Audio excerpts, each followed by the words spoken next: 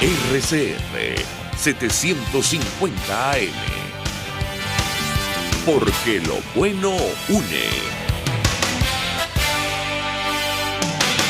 El siguiente programa de opinión contiene elementos de lenguaje, salud, sexo y violencia que pueden ser escuchados por niños, niñas y adolescentes sin supervisión de sus madres, padres, representantes o responsables. El Colegio de Ingenieros de Venezuela y el Fondo de Previsión Social del Colegio de Ingenieros de Venezuela presentan. A partir de este momento, todas las voces se unen en una sola señal.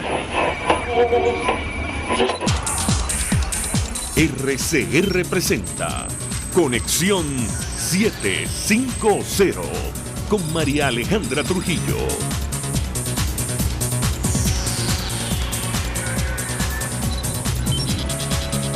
Muy buenas tardes, amigos de Radio Caracas Radio. Lo mejor este martes 11 de junio del año 2019. Todo el equipo que trabaja para ustedes a partir de esta hora los saluda. Variada y apuntante información que compartir y analizar como es costumbre la tarde de hoy. La desaparición de una lancha rápida que salió de Falcón con destino a Curazao con 32 personas a bordo, denunció el diputado por esa entidad, Luis Stefanelli. La embarcación había salido del malecón de Aguide el pasado viernes. Según la cuenta en Twitter del periodista de sucesos Javier Ignacio Mallorca, el peñero iba con el nombre borrado. Inicialmente salió con 42 personas, se devolvió y dejó 10 en Venezuela. Las preguntas que nos hacemos son: ¿cómo llegamos a esta situación? ¿Cuántos balseros venezolanos ya han desaparecido o incluso han perecido, han perdido la vida tratando de huir de Venezuela?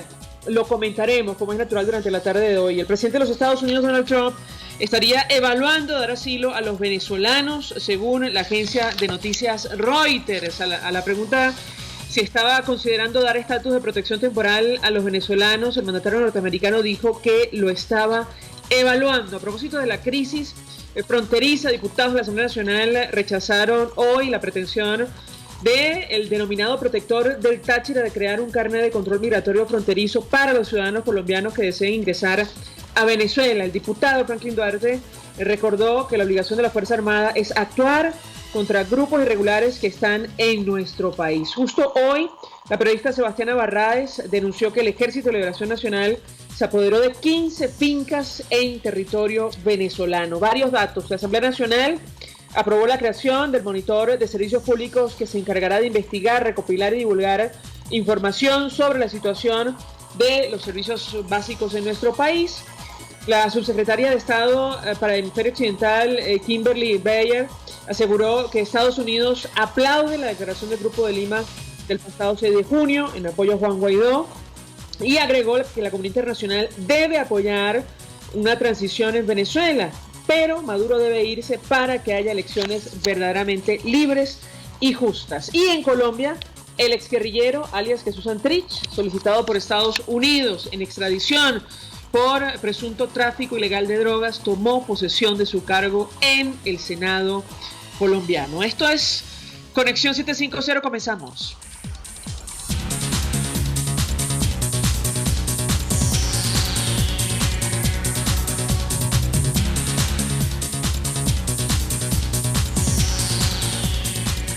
¿Qué está pasando en este país? Y saludamos vía telefónica al diputado Luis Stefanelli, diputado por el Estado Falcón. Gracias por atendernos. Buenas tardes. Buenas tardes, ¿cómo estás tú? Y saludo a todos los oyentes y al personal de guardia. Pues mucho interés de conocer, diputado, los detalles acerca de esta denuncia que realizaba usted hoy en la Asamblea Nacional sobre la desaparición de esta lancha rápida con 32 personas a bordo. Su destino era Curazao. ¿Qué puede decirnos? Lo escuchamos. Bien, bueno, desde el año 2017 que hubo la primera gran tragedia con respecto a este tema de la gente que se fuga del país vía marítimo, que ocurrió en más de 20 y tantas muertes, 27 muertes creo que recuerdo, si mal no recuerdo la cifra. ¿Aló? Adelante, lo escucho, diputado. Sí, estamos en el aire. Estamos en el aire, adelante. Permanentemente ya hay una especie de canal de fuga a través de las islas del Caribe. Esto se ha convertido en hasta un gran negocio de varias personas que se dedican a eso exclusivamente. En este caso, inclusive, se habla de que piden y cobran entre $200 y $400 por persona que mueven a las islas. El día viernes salió desde el pueblo de Agüide, entiendo, hay algunas dudas entre Agüide y San José de la Costa, son dos pueblos muy cercanos. Una lancha rápida con más, se calcula que tenían 32 personas por las cifras que nos han pasado extraoficialmente, rumbo a la isla de Curazao. Entonces, sábado ya debían estar allá, porque eso es un viaje de 8, 10 horas, no sumo 12 horas, depende de las corrientes. Pero en todo caso, ya el sábado en la tarde los familiares empezaron a mostrar cierta inquietud porque y llegaron los comentarios, no tenían información de ninguno de los que iban a bordo. Luego también transcurrió el domingo de la misma manera, hasta que ayer, lunes, bueno, ya la cosa se volvió demasiado insostenible y empezaron los rumores a convertirse en lamentables realidades. Hoy los familiares fueron hasta la oficina del SAIME, allá en la ciudad de La Vela, que es una oficina nacional, a hacer una protesta porque realmente la respuesta del ejecutivo del ejecutivo de facto que tenemos no se había dado, no habían mandado hasta el día de hoy ninguna comisión para enterarse del tema o en su defecto también tomar las previsiones y salir al rescate de esta persona. Lamentablemente en el mar no se pueden tomar decisiones a los 3-4 días. Nadie sobrevive en el mar 4 días sin beber, sin comer, en el agua o inclusive en una misma lancha, porque 3 días sin agua usted en el mar, usted no los aguanta. Entonces yo me temo, pues lo peor, ojalá y no sea así, oraremos a la divina providencia para que no sea así, pero yo me temo lo peor con estas 32 personas. Entiendo que hay un caso que hay una familia completa, padre, madre e hijo, el cual es menor de edad, tiene 16 años. Yo hablé con la abuela en horas de la mañana y me decía muy angustiada que el problema es que no le daban ninguna información porque no se sabía absolutamente nada. También es bueno señalar que el día domingo en los medios de comunicación impreso de Curazao salió como noticia la aparición de un cuerpo flotante que se rescató de una persona muerta, pues de una persona que se había ahogado con un salvavidas y que flotaba en el agua. Nadie ha podido determinar quién es todavía, ni si pertenecía o no pertenecía a este grupo de personas que iban en esta lancha. De manera pues que estamos en ascuas, estamos a la espera, las familias están en un proceso de angustia terrible y esto es lo que está pasando en un país donde los ciudadanos prefieren arriesgar la vida y la de su familia inclusive antes que quedarse aquí, producto de lo que está pasando y que todos sabemos. Diputado, usted lo comentaba, pudimos ver la declaración de los familiares desesperados denunciando el silencio de las autoridades. Quisiera ahondar en este tema porque recientemente cuando pasó algo similar en una embarcación que partió desde Güiria con destino a Trinidad y Tobago, las autoridades al menos en esa isla se activaron para tratar de investigar los detalles de lo ocurrido. Quisiera su comentario respecto a lo que han dicho desde Venezuela, 48, 72 horas después del incidente que ocurrió el pasado viernes, más de 72 horas, perdón, corrijo, el pasado viernes, y si las autoridades en Curazao, han ofrecido alguna información. Bien, hay poco, todavía no hay realmente informaciones oficiales, al menos que yo sepa, de las autoridades de Curazao. Sencillamente la noticia que te he dado de que apareció un muerto, un ahogado, pues, y que fue rescatado del mar. Ahora bien, este es un proceso que siempre, la vez pasada, te repito, en el año 2017, fue muy similar. Las autoridades nunca dieron información, sino ya al mucho tiempo, ya cuando se daba por perdido. Hay algunas familias, inclusive conozco familias, que han pedido el ADN de restos que se han descubierto y nunca se los dieron, nunca le dieron una respuesta, nunca le dijeron, mira, esto es de tu hijo o no es de tu hijo, y desde luego eso es realmente, yo digo, un acto cruel, por decirlo menos, es un acto muy cruel, porque yo a veces pienso, y me voy a atrever a decirlo, que las autoridades de facto que hay en Venezuela castigan a la gente que hace esas cosas. Dice, bueno, si ellos se fueron, que ellos vean cómo hacen. Es como una especie de castigo o de repudio a las personas que hacen eso y no les prestan pero ningún tipo de apoyo, ni a los familiares, no prestan apoyo. Así ha pasado en Falcón. Ojalá y no sea así el resto del país. Pero aquí lo voy a denunciar con claridad. Es un acto cruel de negligencia criminal, porque si tú tenías, porque eso lo sabía toda la vela, y lo sabe el capitán del puerto, tiene que saber de que había 32 personas en un bote que habían navegado el día viernes. Eso era un rumor demasiado, o sea, bueno, yo digo, entonces las autoridades son las últimas que se enteran, será, ¿no? Como el cuento aquel. Entonces, eso es lo que está ocurriendo en Falcón, eso es lo que está ocurriendo en Venezuela. Hay crueldad hacia quienes muestran este tipo, digamos, de actitudes de rebeldía. Yo me voy porque no puedo seguir en el país, yo me voy porque este país no me garantiza la comida en mi vida. Diputado, ya vamos a reponer uno de los testimonios de los familiares desesperados, pero en este caso en concreto, e insisto, ya vamos a escuchar directamente a la señora Elizabeth Solórzano. Ellos incluso denuncian que el alcalde Argenis Leal les dijo que bueno, que aparentemente él estaba en otras actividades, por lo tanto el día de hoy no podía atenderlos. Yo quisiera su comentario acerca de esta actitud que da la impresión, como dice usted, es recurrente. Lo escuchamos.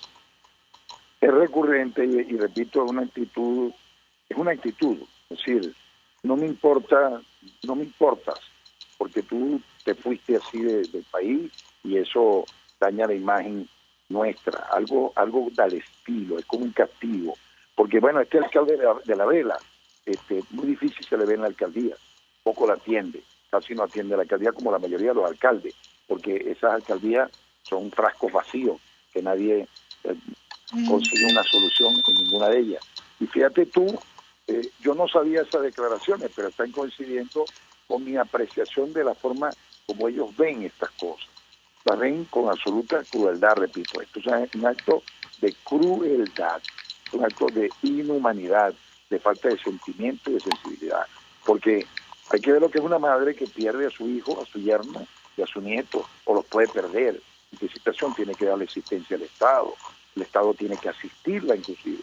Tiene que asistirla profesionalmente, tiene que darle cariño, tiene que darle apoyo, tiene que darle al menos calor humano.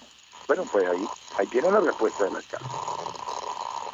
Vamos a reponer, diputado, este testimonio es muy corto de Elizabeth Solórzano, familiar de ¿Cómo no? uno de los yo creo desaparecidos. Que hablé con ella en la mañana, creo que fue ella la que me llamó. Bueno, vamos a escuchar directamente cómo ella se expresaba en torno a la actitud del alcalde Argenis Leal en torno a la desaparición de más de 30 personas desde el pasado viernes. La escuchamos, yo quisiera su comentario. ¿Cómo él va a decir que su pueblo está pasando una crisis, que su pueblo está pasando algo, y va a decir que él no se ha enterado? Fueron a la alcaldía ahorita en la mañana y dijo que ahorita él no podía meterse en nada de eso porque ahorita él estaba con su política. Y entonces viene. Bueno, diputado, su comentario. Ella me llamó llorando en la mañana, Elizabeth. Yo sé que ella es una una abuela. Creo que está perdiendo el hijo y el nieto, creo que es ella. Ella me llamó en la mañana llorando, pidiéndome que yo investigara, y hemos hecho todos los esfuerzos y no hemos tenido todavía respuesta. Pero lo que pudimos hacer es denunciar ante la comunidad nacional e internacional este hecho que es gravísimo. Repito, es un acto de crueldad. Diputado, yo quisiera su comentario antes de hacer la paso para ir a publicidad, porque usted lo mencionaba en la declaración desde la Asamblea Nacional. Bueno, esta es como una versión de los balseros venezolanos, producto de la crisis. Recientemente Jorge Arreaza negaba las cifras que ha dado a conocer ACNUR sobre el número de ciudadanos que han abandonado nuestro país, más de 4 millones de venezolanos que hoy día están fuera del territorio nacional. Quisiera su comentario en torno a este tema y la manera como el equipo que acompaña a Nicolás Maduro ha hecho frente a esta crisis que es real, que existe y que afecta a buena parte del continente. Lo escuchamos. Bueno, es un cinismo y esa es la insensibilidad a la que estamos acostumbrados a ver en esta gente que piensa que todo tiene que amoldarse a su forma de ver y estrictamente, y si no eres un enemigo, no eres un venezolano, eres un enemigo. Ellos ven las cosas de esta manera. En el estado Falcón, esta crisis produce no menos semanal de 100 personas que van por esa vía que estamos hablando ahorita, de los balseros, no menos de 100 personas semanales. El cálculo puede quedarse muy corto y ser 2 y 3 veces más alto que eso. Pero le puedo decir que de ese día salieron 2 lanchas de ese pueblo de Agüí, que eran 2 lanchas de más de 30 personas. Una se entiende que llegó 1 hora antes, porque salió 1 hora antes. La alerta empezó cuando pasado 2 o 3 horas no llegaba la otra lancha. Ahí nada más había 60 personas. Por esta vía se están yendo del estado Falcón, repito, no menos de 100 personas semanales. Yo pienso que me estoy quedando, son cálculos que hemos hecho, pero nos podemos quedar bastante cortos, porque evidentemente son actividades clandestinas y es muy difícil medirlas y llevarlas a una estadística. Diputado Luis Stefanelli, gracias por atendernos, acompañarnos. Diputado de Voluntad Popular por el Estado Falcón, ofreciendo detalles acerca de esta denuncia a la desaparición de una nueva embarcación que salió de esta entidad el pasado viernes con destino a Curazao, más de 30 personas a bordo y a estas alturas se encuentra desaparecida. Vamos a la pausa, a regreso venimos con más. Usted escucha Conexión 750 con María Alejandra Trujillo, solo por RCR 750 AM. Puede seguir nuestra programación a través de rcr.tv, la radio que se ve. Colegas ingenieros, arquitectos y profesionales afines, el CEIBE a lo largo de sus 157 años de existencia siempre ha estado del lado correcto de la historia, defendiendo fervientemente la democracia, el profesionalismo y el desarrollo integral de nuestra querida y amada Venezuela. Y aunque pensemos que la oscuridad nunca se termina, amanece, siempre amanece, porque Dios puede más, siempre puede más. Cauchera Fran Luis te ofrece cauchos nacionales e importados de las mejores marcas y en todas las medidas, al mayor y de tal. Para mayor información visita @Cauchera San Luis en Twitter, Instagram y Facebook. O llama al 0412-815-6712. Cauchera Fran Luis, tu mejor opción.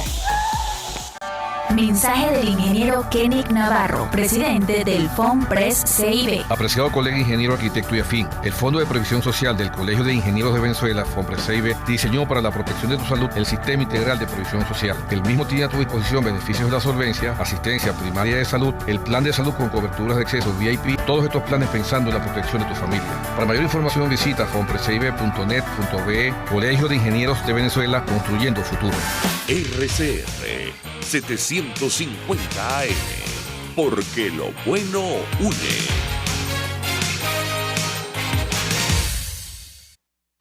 El poder de la comunicación en tus manos. Conexión 750 con María Alejandra Trujillo, solo por RCR 750 AM. Continuamos, amigos, en Conexión 750 y comentábamos con ustedes al inicio que hoy la crisis fronteriza fue motivo de discusión en la Asamblea Nacional. Para hablar acerca de lo que está ocurriendo concretamente en el estado Táchira, saludamos a la periodista Lorena Arraiz. Como siempre, Lorena, gracias por atendernos. Muy buenas tardes. Dar cuenta de lo que sucede en esta parte del país que siempre está tan golpeada, pero tan que la gente está muy agotada y hoy ha habido trancas en todas partes, pero esta vez no es por luz, no es por gasolina, sino como en otras circunstancias es por gas, que no hay en los hogares. Lorena, ya vamos a hablar de los servicios públicos. Hoy se creó un monitor para hacer seguimiento a esta situación, pero tenemos especial interés en conocer la información que puedas compartir con nosotros sobre esta iniciativa que tanto rechazo ha generado, que han denominado carnet de control migratorio fronterizo, aparentemente un documento que se va a pedir a los ciudadanos colombianos que deseen ingresar a nuestro país. Yo quisiera tu comentario, las imágenes que hemos visto luego de la reapertura, y esto lo pongo entre comillas, de la frontera, francamente son muy impactantes, a la gente tratando de cruzar incluso al lado de los contenedores que no fueron retirados de los puentes internacionales.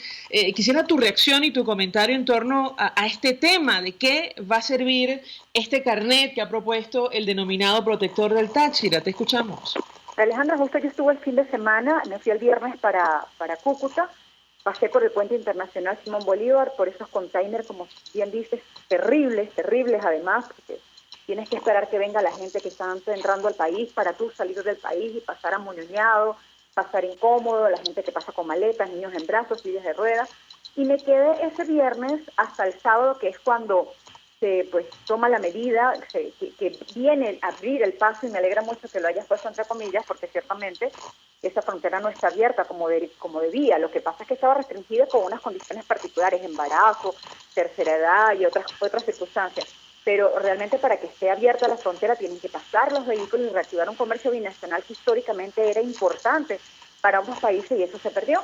Entonces, bueno, me devolví por el puente de Ureña, por el Francisco de Paula Santander, donde ahí hay un camión pegado literalmente a la acera, y yo además grabé un video con toda la incomodidad del caso porque tenía una maleta muy pesada, traía comidita que consigo más económica ya, y grabé como pude para dar cuenta de la situación a la que estamos sometidos. Yo no sé qué hicieron en Ureña, sí sé que en San Antonio pues alinearon los containers y ya no vamos a tener como que estar apretados ahí, sino habrá tal vez un metro de respiro en el caminar. Pero en Ureña creo que el camión no lo ha movido y por lo tanto sigue siendo muy incómodo y muy absurdo que eso esté allí.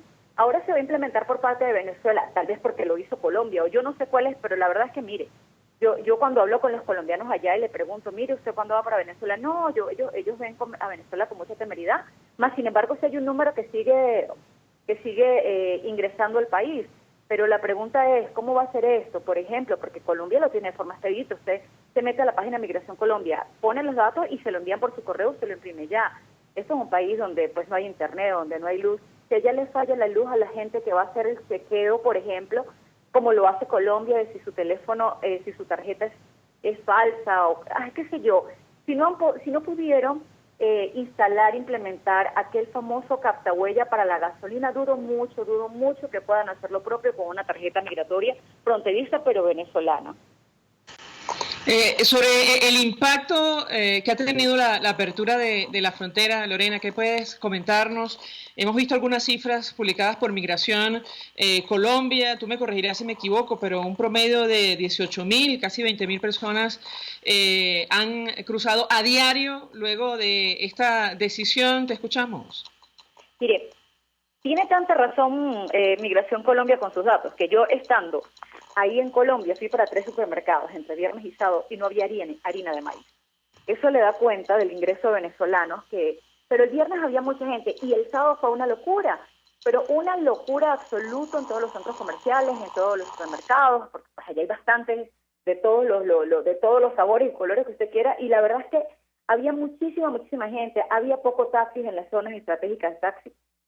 Quiero decir que sí hubo un volumen importante porque me imagino que cuando la gente se enteró el viernes que había paso libre, es decir, que no había que presentar una constancia médica o un récipe y que se exoneraba de pasar por esa terrible trocha, efectivamente lo asumió como que vamos.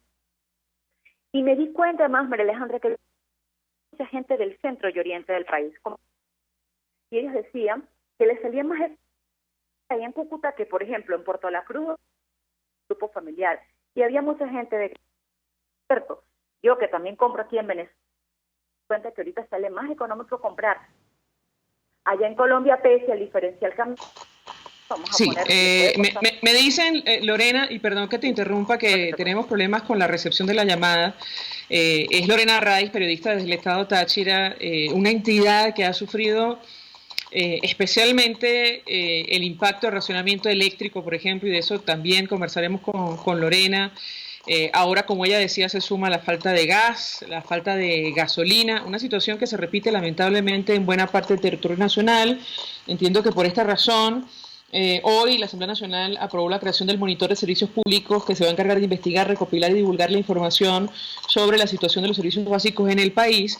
Pero nos explicaba Lorena lo que ha podido ver producto de la reapertura, yo les diría que parcial, de los pasos fronterizos, con una situación muy delicada, por cierto, para la infraestructura de los puentes, como lo ha denunciado desde hace algún tiempo el propio director de Migración Colombia. Estamos hablando de contenedores llenos de arena, entiendo yo, que, bueno, significan un peso adicional para esas infraestructuras que tendrán que ser evaluadas una vez que ese bloqueo se retire. Lorena, adelante, te escuchamos.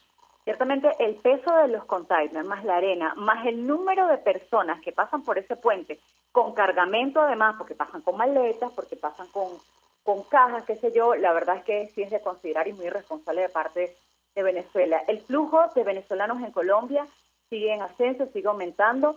Este fin de semana se registraron al menos 6.000 personas que querían sellar pasaporte de entrada a Colombia. Esto podría ser, por ejemplo, gente que está sellando entrada a Colombia para irse a un tercer país o quedarse en ese país o estar de vacaciones, por ejemplo. Pero 6.000 en 3 días a mí me parece bastante preocupante, porque esto pues da cuenta de que la gente se está yendo, que está buscando la manera de sencillamente poder irse o huir del país, y eso es lo que uno observa. Además que ha aumentado el número de indigentes venezolanos también en Cúcuta, Colombia, que pasan la frontera pues buscando, y la mendicidad pues está en todas partes que vas caminando por Cúcuta, por el norte de Santander. Lamentablemente encuentras con nacionales pidiendo, con los niños encima, gente semidesnuda, gente ya que en grado como tal vez de alcohol o drogadicción, gente durmiendo en las calles, y la verdad es que da mucho sentimiento, mucho lo que tiene que pasar al venezolano para poder sobrevivir aquí o fuera del país. Lorena, hoy también se hacía una denuncia recurrente en el seno de la Asamblea Nacional y tiene que ver con la presencia del Ejército de Liberación Nacional en nuestro país, en general de los grupos irregulares. El diputado Franklin Duarte recordaba la obligación de la Fuerza Armada de actuar contra estas organizaciones. La periodista Sebastiana Barraez denunciaba que el ELN se había apoderado de 15 fincas en territorio venezolano. Yo también quisiera tu comentario, lo hemos hablado en otras oportunidades en torno a este tema. Bueno, el diputado Franklin Duarte, que además de la frontera, es bien pesado sobre este tema porque vive allí, pues ha vivido allí, él sabe esa realidad, porque en su municipio Bonita, Rubio, frontera, pues también los irregulares han mandado, y ahí ha habido una ola de sicariatos, bueno, en otros años, bien importante, justamente por no pagar las extorsiones. Y la colega Sebastiana Barraez, sí, me parece como una persona que está bien documentada, y es tan cierto, como que lo que está pasando ahorita en la frontera, por ejemplo, estas balaceras, estas complicaciones, no es más que la pugna, porque al parecer la parada, que es el centro como comercial de todo allá en Cúcuta, Colombia, van los paracos, como se dice coloquialmente. Ahí mandaban los paracos, pero a raíz de febrero, ahí donde la guerrilla empieza a tomar espacio del lado venezolano y un poquito del lado colombiano de poder, porque pues por las tropas, la gasolina, pasa la carne, pasan los muebles, pasan los carros, pasa de todo, y un dineral que pasa por allí, pues justamente esta pugna por el poder es lo que ha generado esa balacera, esas muertes, esas historias tan horribles y macabras de cabezas tiradas, entre otras cosas, porque sencillamente pues nuestra frontera no es tan resguardada. Cuando yo crucé por primera vez la trocha, salí por una trocha que estaba custodiada por irregulares, y cuando toco territorio venezolano, lo primero que veo es el puesto de la Guardia Nacional de mi país. Entonces eso da cuenta que no hay una custodia, que no hay un control de nuestra soberanía absolutamente, porque son los grupos irregulares los que están mandando allí. Finalmente, Lorena, mencionabas el tema de la falta de gas, y yo comentaba con los amigos oyentes que el Táchira le ha tocado lidiar con la falta de servicio eléctrico también con la escasez de gasolina. ¿Qué puedes decirnos con relación a este tema? Te escuchamos. Sí. Más que como periodista, le voy a hablar como ciudadana. Yo tengo 2 días sin ir al canal de televisión donde hago programa y hoy no fui a dar clases en la Universidad de los Andes porque yo no tengo gasolina. Y 7 días o 6 días o 5 días o 4 días en una cola de gasolina, bueno, pues lo siento, yo la verdad es que no lo voy a hacer. Y lo otro es que en el mercado negro te pueden vender una pimpina de gasolina en 100.000 pesos colombianos, equivalente a 180.000 bolívares de los nuestros, que también esto es una grosería. Entonces, eso por un lado. Lo otro, tampoco tengo gas porque se acabó la semana pasada. Bueno, busqué una cocinilla eléctrica, muy bien, pero ayer estuve 10 horas sin servicio de energía eléctrica. Entonces, o se nos va la luz 3 veces al día, por 6 horas, las horas más importantes, las productivas, las horas de cocinar, y vivimos sujetos a un estrés de hay luz, hay que cocinar, hay que lavar, porque después que se va la luz se me va todo. Entonces, lo que estoy contando como ciudadano, lo vive el de al lado, el de al frente y el que no conozco, porque lamentablemente nuestros servicios están totalmente deteriorados. María Alejandra, aquí se quemó la sede de Corpoelec Táchira, la principal, y desde entonces no volvieron a cobrar el servicio de energía eléctrica, porque no tienen computadoras ni respaldo. Si no perciben ese dinero, ¿cómo se le hace mantenimiento? ¿O cómo compran un simple bombillo para las calles? Es para que usted vea, pues, para que vea la poca seriedad que tienen en el mantenimiento de los servicios. El agua ha mejorado un poco, ha habido racionamiento, pero volvieron las protestas por gas de trancar calles absolutamente, porque en mi caso, desde diciembre no llega un camión de gas a mi urbanización, y así como yo está medio San Cristóbal, así como yo está medio Táchira. Lorena, gracias. Como siempre, por atendernos y acompañarnos, periodistas del Estado Táchira, ofreciendo detalles, además en primera persona, sobre lo que está ocurriendo en la entidad. Hoy la crisis fronteriza fue motivo de discusión, de debate en la Asamblea Nacional, producto de lo que está ocurriendo no solo con los grupos irregulares, sino esta tarjeta, este carnet de control migratorio fronterizo, que nadie sabe exactamente para qué va a funcionar, pero que ha generado evidentemente reacciones. Como es natural, luego de la reapertura, insistimos, parcial de los pasos fronterizos, sobre todo por los puentes internacionales entre Venezuela y Colombia. A esta hora vamos a la pausa, al regreso venimos con más.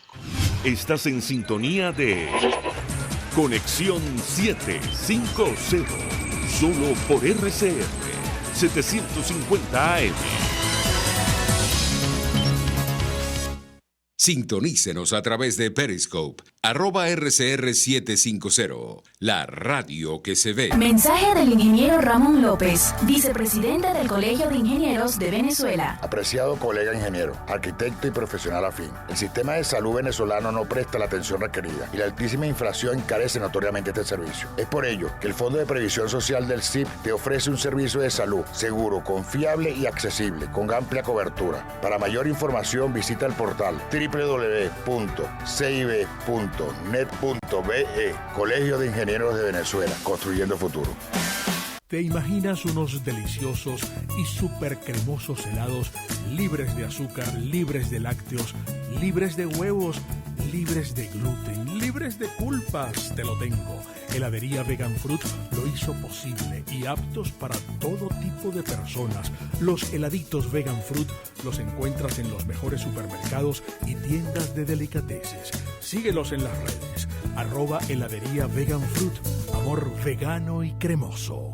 Mensaje del ingeniero José Peraza, tesorero del FOMPRES CIB. Estimado colega ingeniero, arquitecto y profesional afín, el Colegio de Ingenieros de Venezuela y el Fondo de Previsión Social, preocupado por la salud de tu familia, ha diseñado un sistema de salud integral que coloca a tu disposición. No une.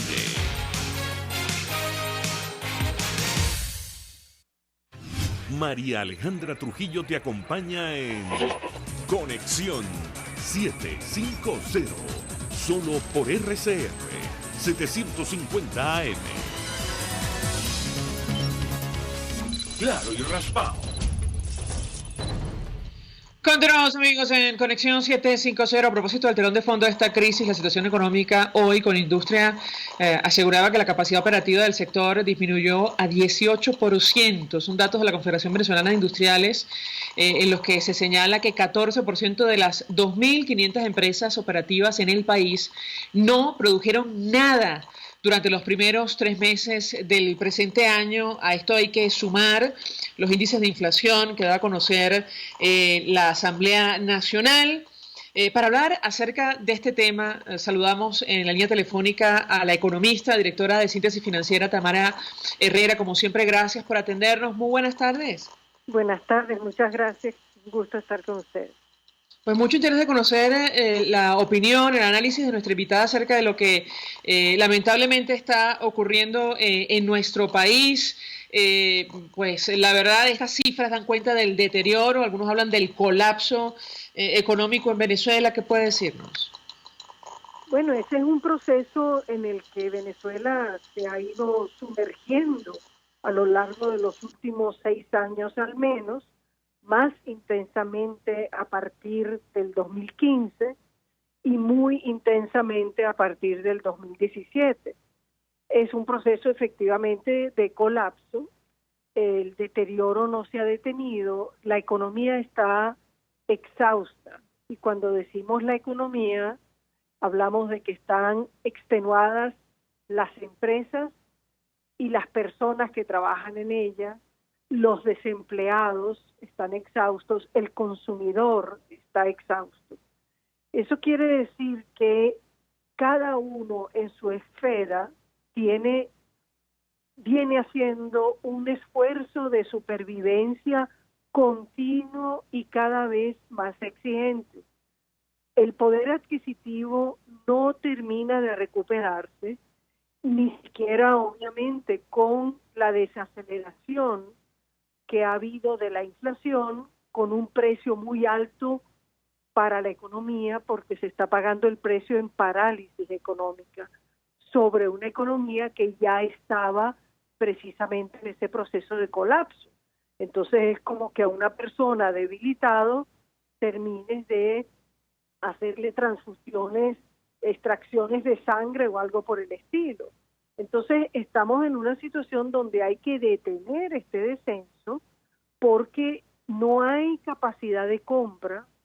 El consumidor ha llegado al punto de reducir su consumo, ya no de las cosas superfluas, porque hace rato que dejó de hacerlas, sino que ya está afectando su consumo básico, es decir, la cesta básica de productos ya está siendo reducida.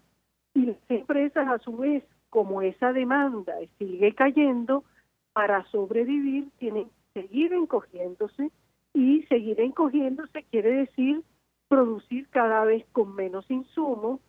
No tienen financiamiento para adquirir nuevos insumos porque la política monetaria de encaje impide que la banca le preste a las empresas para operar, y estamos en un círculo vicioso hacia abajo, en una pendiente que no termina de detenerse, y es urgente proceder de una vez a detener esa escalera mecánica en la que estamos todos montados en Venezuela y que va hacia abajo. Hay que frenarla, detenerla, estabilizar e iniciar y revertir ese proceso de recuperación. Justo quería preguntarle, porque aunque ciertamente la inflación ha detenido su crecimiento, o al menos, digamos, lo hace con menor fuerza que al menos durante el año 2018, lo cierto es que hablar de un índice de precios del consumidor interanual de 800.000% sigue siendo una cifra descomunal, si me permite el calificativo. Yo quisiera su comentario, ahondar en este tema, porque algunos podrían asegurar, bueno, es que se está haciendo algo para que esto ocurra, y lo cierto es que tiene que ver con lo que usted explicaba, la reducción del consumo, porque es que sencillamente ya no hay capacidad de compra. ¿Qué puede decirnos? Precisamente lo que está ocurriendo es un resultado favorable en materia de inflación. Hay lo que se llama desinflación, es decir, cuando el precio crece con menos fuerza se le llama desinflación, o comúnmente hablamos de desaceleración de la inflación. Esa desaceleración ha sido importante, y estamos hablando de que Venezuela desde marzo está con inflaciones que oscilan alrededor del 30%. Eso de todas maneras va a dar lugar a una inflación muy alta a final del año, será menor si continúa ese proceso va a ser menor que la cifra de 800.000 que señala, obviamente, pero la preocupación está en que tienes un resultado favorable a costa de aniquilar y de debilitar aún más a la economía, que es la que sostiene el empleo, la demanda, la necesidad de contratar personas, sea que trabajen por cuenta propia, sea que trabajen como taxistas, sea que trabajen vendiendo empanadas, sea que trabajen en una industria grande. Toda la economía está relacionada y nos incumbe a todos que efectivamente ese tejido empresarial y comercial se mantenga vivo.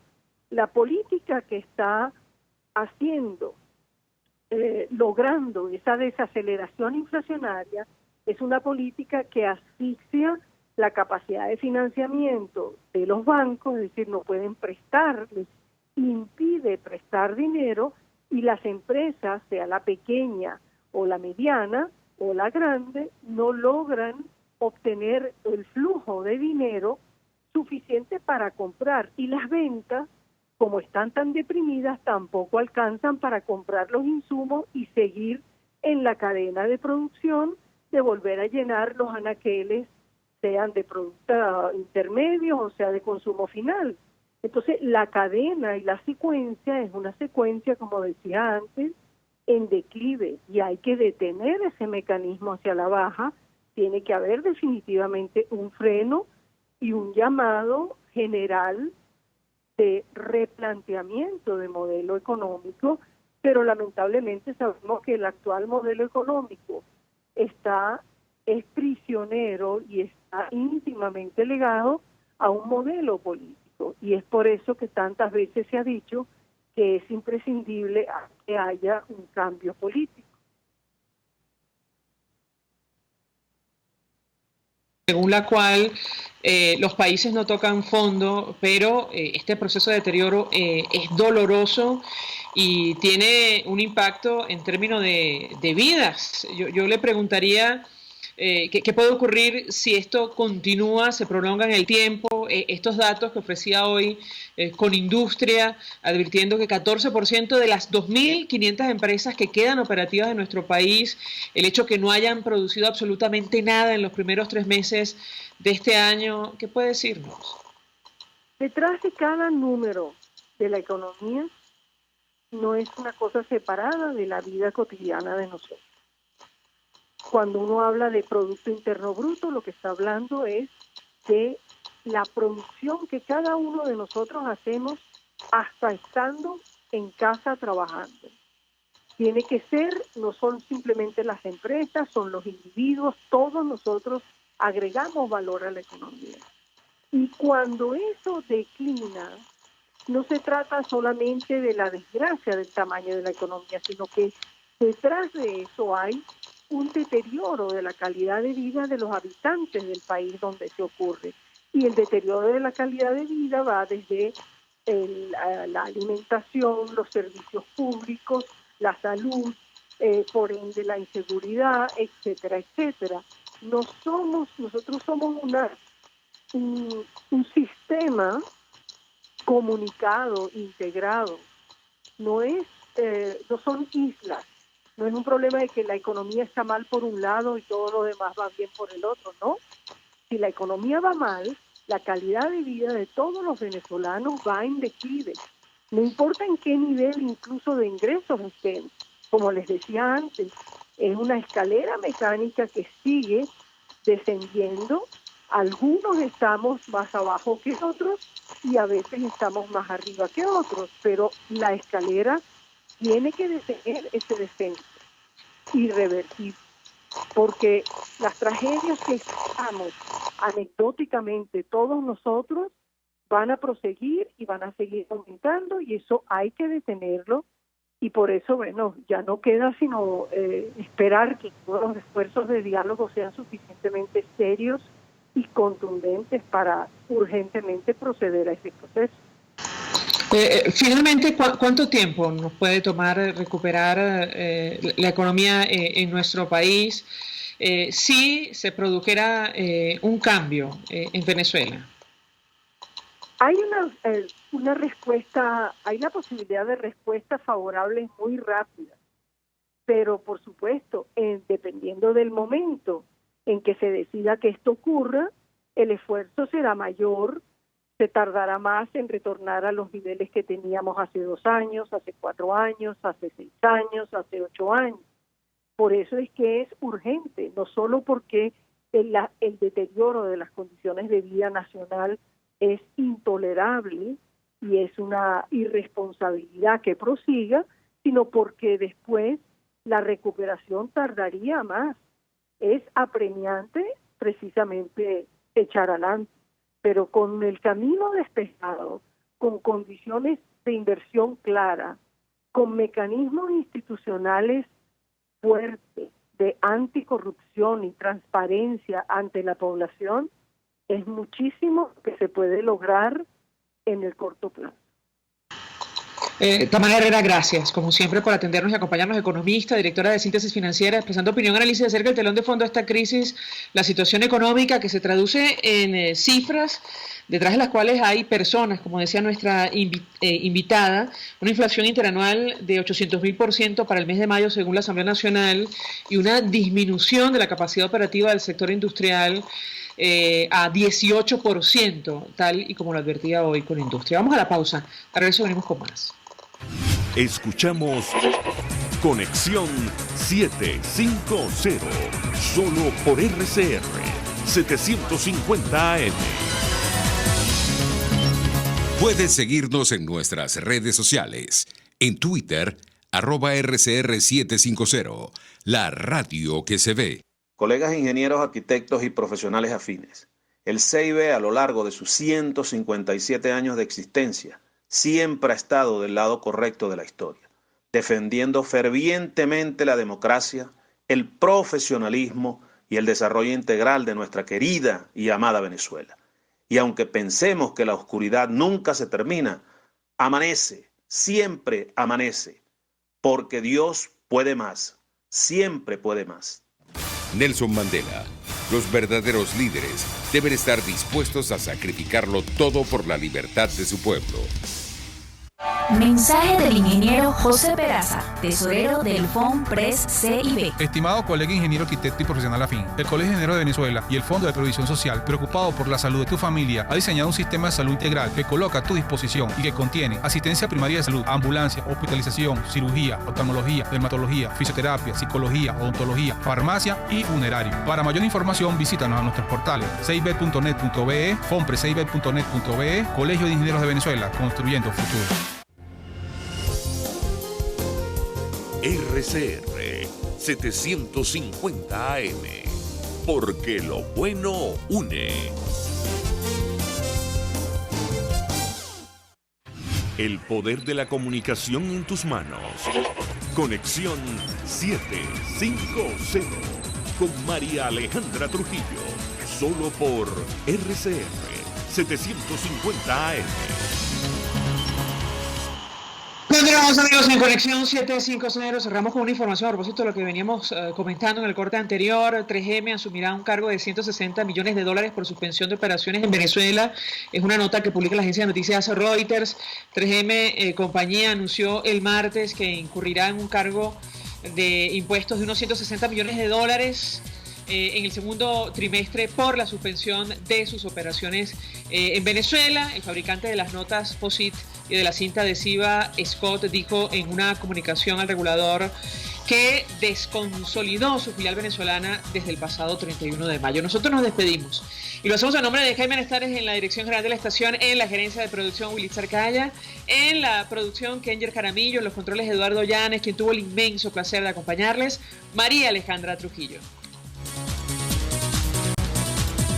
El Colegio de Ingenieros de Venezuela y el Fondo de Previsión Social del Colegio de Ingenieros de Venezuela presentaron.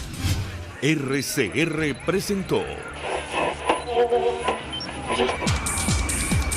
Conexión 750 con María Alejandra Trujillo, solo por RCR 750 AM.